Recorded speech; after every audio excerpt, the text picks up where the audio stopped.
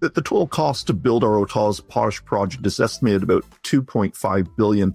So having a third party, in this case Fictor, fund our only offsite infrastructure, being a 102-mile or 165 power line through this boot-style contract, takes a pretty decent chunk of the capital off of Brazil Potash's balance sheet and gets us that much closer to a fully funded solution. What it also does is allows our construction team to have a much more concentrated effort in a tight geographical area to focus on the shaft sinking, building of the processing plant and the river barge port on time and cost.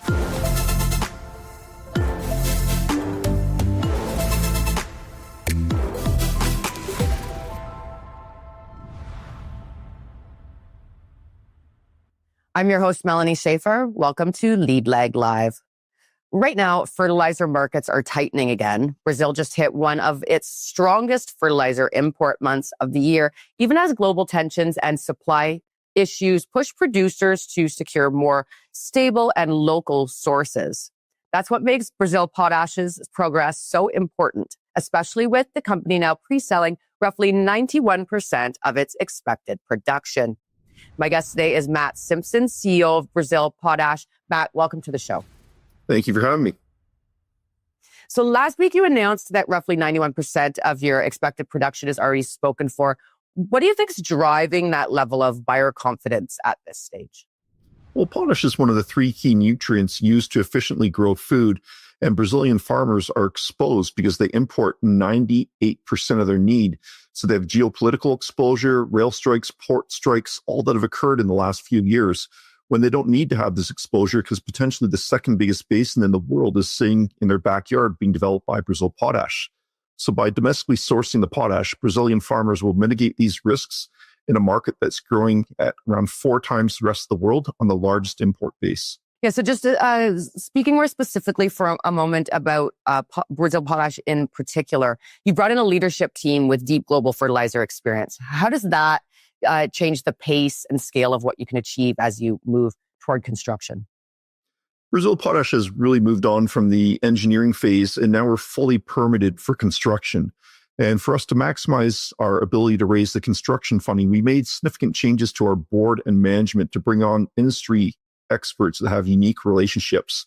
Mayo Schmidt, our executive chairman, for example, is the founding chairman of Nutrien, which is the largest market cap fertilizer company in the world. I think their market cap's about 40 billion today. And along with him, there's a gentleman named Christian Jorg that helped Mayo create Viterra, which they sold to Glencore for about 7.3 billion. And then once they sold Viterra, Mayo then joined Nutrien, and Christian went to Salik, which is part of the Kingdom of Saudi Arabia. So he lived for about 10 years in Riyadh, so knows all of the Middle East funds extremely well. And then rounding out our team is Marcelo Lessa, who used to head the World Bank's IFC in Latin America. And then most recently, Sergio Lete joined us as our president in Brazil, having raised billions of dollars to build projects. So you mentioned there a little bit about where you're at in terms of nearing construction. You recently completed vegetation clearing at both the plant and port sites. How does that move the timeline forward, and what's the next major milestones that investors can be watching for? Vegetation clearing is one of the key steps required at most mining sites as a prerequisite to start construction. And for us, the next steps include we are going to go binding with a Brazilian company called Fictor, who plan to fund and construct our power line, which covers about 200 million of our construction cost. We also expect Brazil's government to formally lock in an exemption on import duties for new equipment, which will take another 100 million off of our construction cost. We're speaking to several groups about potentially following a similar model to what we did with Fictor, which is called a boot or a build, own, operate, transfer contract, where a third party completely funds things such as our steam plant, our river barge port, and the 20 megawatts that we'll need for construction power that becomes our backup power. And then later in the year, it's all going to be focused on locking in the anchor equity for construction and the debt. And we already do have several groups that are covered under NDA. Some of them have even been to site. So there'll be lots of news coming this coming year. So the MOU reduced close to $200 million from the project's Capex, and it got a lot of attention. How does that change the project economics and your path into a faster build out? The total cost to build our Autazes potash project is estimated about $2.5 billion. So having a third party, in this case, Victor, fund our only offsite infrastructure, being a 102-mile or 165 power line through this boot-style contract, takes a pretty decent chunk of the capital off of Brazil Potash's balance sheet and gets us that much closer to a fully funded solution.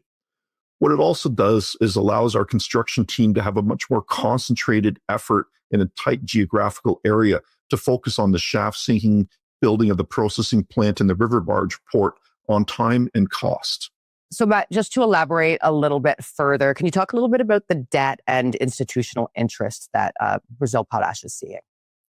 So there's very strong interest from several development finance institutes, export credit agencies, and project finance banks to provide the debt needed for project construction.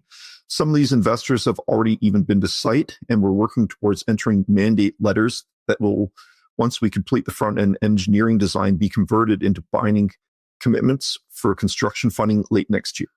And so just for a minute, I want to go back to sort of where we started.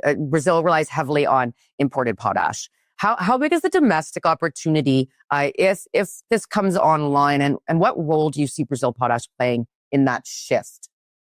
So Brazil is the world's largest importer of potash. They account for about 22% of market share. And this is a market globally that's about $20 billion a year, growing at about 1.8%. Brazil is growing at 4 times this rate, nearly 6.8%. So by having a large-scale domestic supply of potash in Brazil, close to where the farmers are located, it's going to bring tremendous potash supply security for Brazil and therefore global food security. Yeah, and you mentioned there a little bit about the community. You've been expanding engagement with the Mura communities and signing workforce development MOUs. How does that local participation support longer-term scalability? There are 2 communities totaling about 40,000 people within about 12 miles or 20 kilometers of our project that have a very low skill level and pretty low relative standard of living. So for us, it's very important to create job communities locally where people are going to be most impacted by the project's construction and operation. It also benefits the company because if we're able to hire people locally that have deep roots in the community, it's going to be much more sustainable, more committed employees longer term. Yeah, and so Matt, just lastly, for anyone who wants to follow your progress or connect with you and the team, where's the best place for them to go? Well, there's several places that people could look, but our main one is our website, which is simply brazilpotash.com. And on that website, you'll find lots of information about the company, including our corporate presentation.